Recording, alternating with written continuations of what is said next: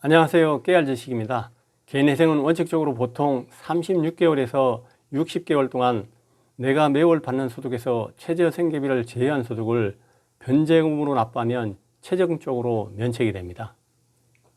이러한 면책을 보고 일반 면책이라고 하고요. 그렇다면 일반 면책이 있으면 또 특별한 면책이 있겠죠.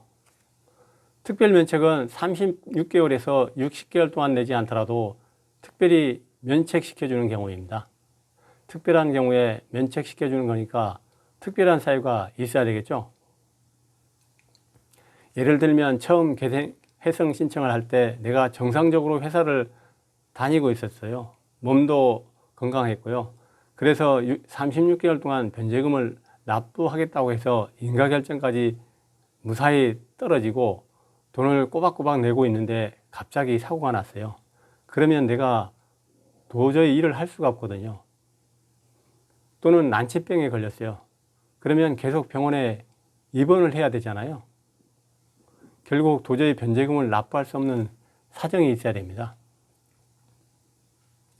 근데 회사에 일시적으로 해고됐다. 이런 거는 당연히 안 됩니다. 왜죠? 재취업을 하면 되니까요. 특별면책은 그래서 두 가지 요건을 충족시켜 줘야 됩니다. 그 첫 번째가 변제기간을 수정해 가지고는 해결이 안 돼야 됩니다. 변제기간을 수정해서 변제금을 납부를 할 수 있으면 변제기간을 수정해서 계속 납부하면 됩니다. 변제기간 수정이라는 것은 예를 들어서 내가 개인회생 신청할 때는 혼자였는데 인가결정 난 뒤에 결혼을 하고 아이도 두세 명 나와서 부양해야 될 가족이 많아졌다. 그러면 최저생계비가 이제 올라가잖아요. 그러면 변제금을 좀 줄여야 되겠죠. 그래서 그렇게 좀 줄여달라고 요청할 수 있고, 그러면 변제기간을 수정할 수도 있겠죠.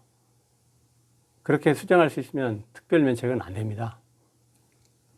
그렇게 수정하면 되니까요. 그래서 이렇게 수정 못하는 경우여야 됩니다.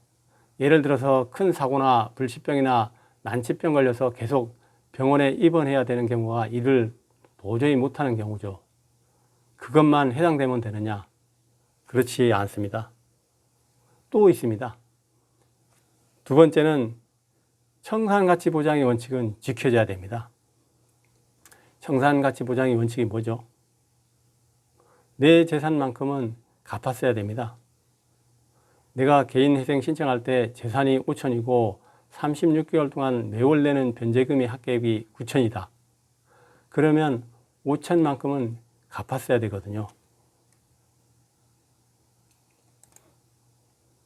예를 들면 20개월 정도 내다가 갑자기 큰 교통사고가 나서 일을 못하겠다. 그러면 20개월 동안 낸 변제금의 합계액이 가지고 있는 재산 5천만 원은 돼야 합니다.